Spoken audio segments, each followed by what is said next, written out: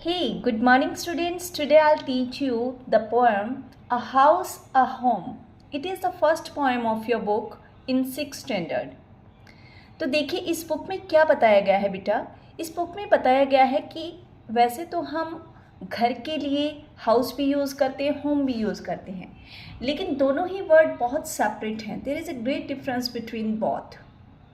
तो आज हम इस पोएम में यही जानेंगे कि what is the meaning of house and what is the meaning of home. Now you can see the poem. What is house?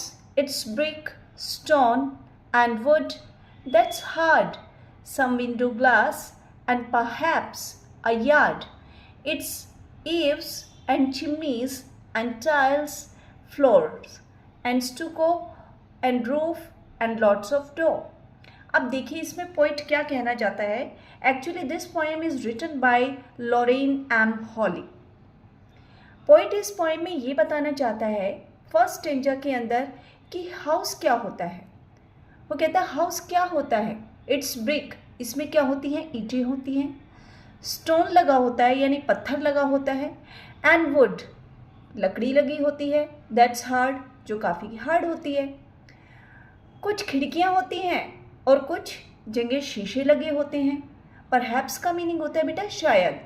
Perhaps A yard, और कई बार क्या होता है, एक आंगन होता है. इट एव्स, एव्स क्या होते हैं बेटा, जो छत के चारों तरफ जो किनारे छोड़ दिए जाते हैं ना, उसको हम क्या बोलते हैं, जो वॉल पे छत के चारों तरफ जो वॉल के किनारे होते हैं, दैट इज़ कॉल्ड एव्स. अब वो कहते हैं इसमें और क्या होता है, एव्स होती हैं, चिमनीज लगी होती हैं और फर्श होता है जो कई बार टाइल से बना होता है. And stucco and roof. अब स्टुको क्या होता है, plaster used for coating and decorating the outside wall.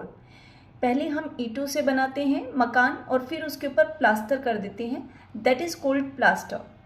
वो कहता है वो हाउस के अंदर और ज़्यादा कुछ नहीं होता. इसमें क्या होता है, प्लास्टर लगा होता है और छत होती है एंड लॉट्स ऑफ डोर, और कई दरवाजे होते हैं. तो in first stanza he has given the definition of house.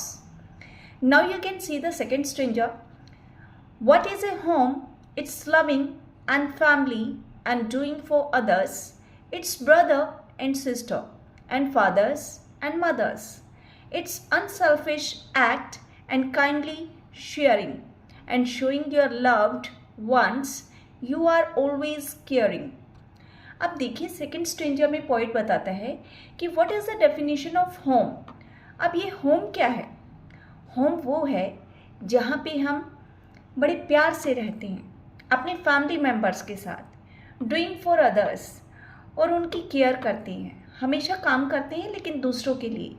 जैसे आपके फादर सारा दिन मेहनत करते हैं, पैसा कमाते हैं, किस लिए, सिर्फ अपने लिए नहीं, वो आपके लिए कमाते हैं.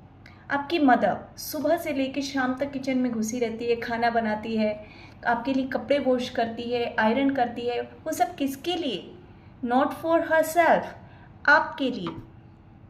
इट्स ब्रदर एंड सिस्टर, वो कहते हैं जहाँ पे भाई और बहन रहते हैं. And fathers and mothers, father और मदर रहते हैं.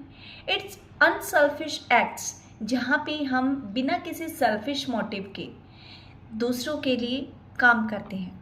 एंड काइंडली शेयरिंग, और आपस में शेयरिंग करते हैं. अगर मान लिया आज आपके भाई के पास कोई चीज़ नहीं है, then you will share with him, ठीक है ना. या आज कल मदर के पास कुछ नहीं है तो आप अपने पैसे दे देते हो कि लो मम्मा मेरे पास हैं, यू कैन यूज़ इट. तो बिना किसी सेल्फिश मोटिव के हम एक दूसरे के लिए काम करते हैं होम के अंदर. And showing your love once you are always caring, और दूसरों के लिए आप अपना प्यार लुटाते हो, जहाँ पे अपनी भावनाओं को शो करते हो. And you are always caring, और आप एक दूसरे की केयर करते हो. तो यही डिफरेंस है हाउस में और होम में. हाउस का मतलब क्या है, जहाँ पे सिर्फ ईंट, पत्थर, विंडो, ग्लास, इन सब से बनी हुई एक बिल्डिंग है. होम क्या है, जहाँ पे आप अपने फादर के साथ, अपने मदर के साथ, अपने ब्रदर के साथ और अपने सिस्टर के साथ बड़े प्यार से रहते हैं, उनकी केयरिंग करते हैं, उनके साथ शेयरिंग करते हैं और हंसी खुशी रहते हैं. So I hope you have understood what is the difference between house and home through this poem. So let's see about the glossary of this poem. You can see here. सबसे first इसमें difficult word आता है yard. Yard का meaning होता है बेटा आंगन, और अगर इंग्लिश टू इंग्लिश देखें, शॉर्ट फॉर्म ऑफ कोर्टयार्ड. ठीक है ना, कोर्टयार्ड आंगन को ही बोलते हैं. नेक्स्ट देखिए Aves. Aves I have already told you. Aves का मीनिंग होता है बेटा छत के चारों तरफ जो एजेस छोटे होते हैं ना, एजेस होता है किनारे, किनारे छुटे हुए होते हैं दीवार से, that is called Aves. Next one is stucco. Stucco होता है बेटा plaster used for coating and decorating outside the walls.